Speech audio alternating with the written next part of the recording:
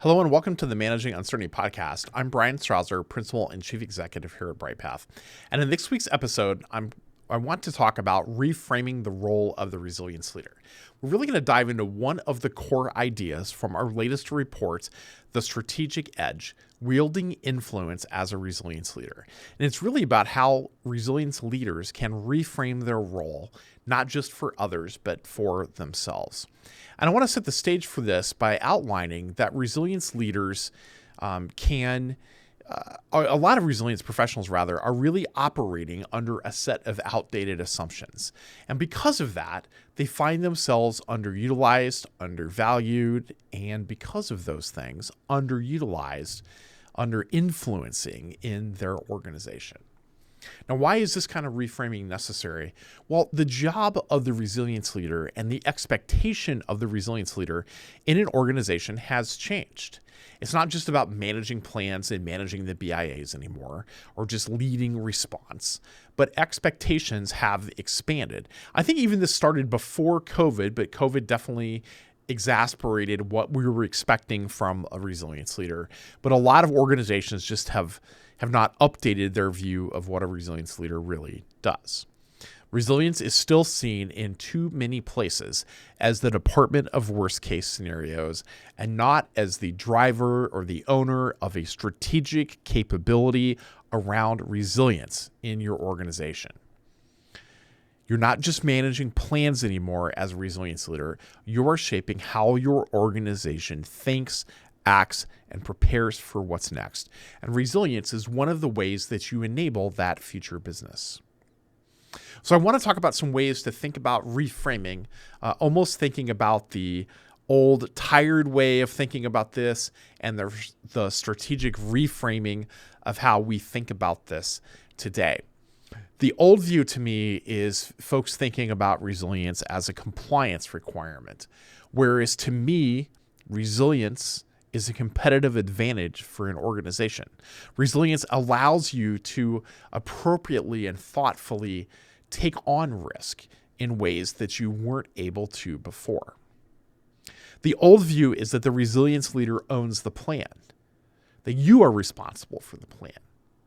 The strategic reframing is that the resilience leader enables an enterprise capability of resilience, and the business leader owns the plan for that part of the business.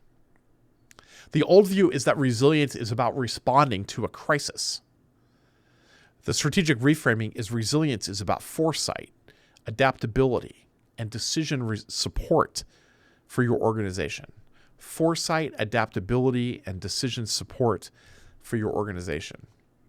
The old view is that you get called as a resilience leader, or the resilience leader is someone who gets called when things go wrong. The strategic reframing is that the resilience team is someone you engage to plan for what's next and to help you figure out how to deal with what is next. The old view is that risk is something that we want to avoid. The reframing is that risk is something that we want to navigate and learn from, and we want to be able to mitigate and adapt to. If you're still introduced in meetings as, hey, here's, Jeff, the business continuity person, then you're already starting 5 steps behind. Your real value here is not about being the person that owns the plan. It's about being the person that enables the company to be smarter and faster and make better informed decisions than before.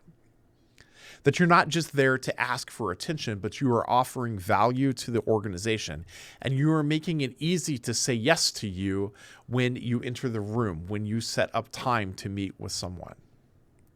Reframing here is not just about language. It is about the leadership posture that you are taking within your organization. The modern resilience leader in 2025 understands the business model of their organization. They are anticipating disruption, but they're focusing on the agile business, the agility to be able to manage through that response. They are building trust across the organization, especially with decision makers. And they are moving those conversations upstream, not just during incidents, but they're moving up in the organization to be part of that strategic conversation. Resilience does not need to have more checklists. We don't need more plans. What we need are more leaders capable of influencing in this way. So I want to set the stage for this as the beginning of a number of episodes where we're going to talk about some aspects of our report on wielding influence as a resilience leader. We'll be talking about this over the next couple of episodes across a few different themes, but it starts with this idea of reframing your role as a resilience leader along the lines of having influence in a different way in your organization. And it begins with you showing up as a strategic advisor before anyone even thinks to call you one. I would encourage you, as you think about what I've shared with you here, to ask yourself two questions. How are you perceived in your role, in your company right now? And what can you do this week to start shifting others' perception of you as a resilience leader, as an influence within your organization? We'll talk more in the coming weeks. If this thought of how to wield influence as a resilience leader has influenced you, check out our full report, The Strategic Edge, Wielding Influence as a Resilience Leader, on our website. The link is in the show notes, and you can read our full report for free at that link. That's it for this edition of the Managing Uncertainty podcast. We'll be back next week with another new episode. Be well. Thanks for watching our video. To learn more about how to manage uncertainty and disruption in your organization, be sure to like, follow, and subscribe to our video channel. And here are a few more videos that we've selected that will help you learn more about business continuity, crisis management, and crisis communications.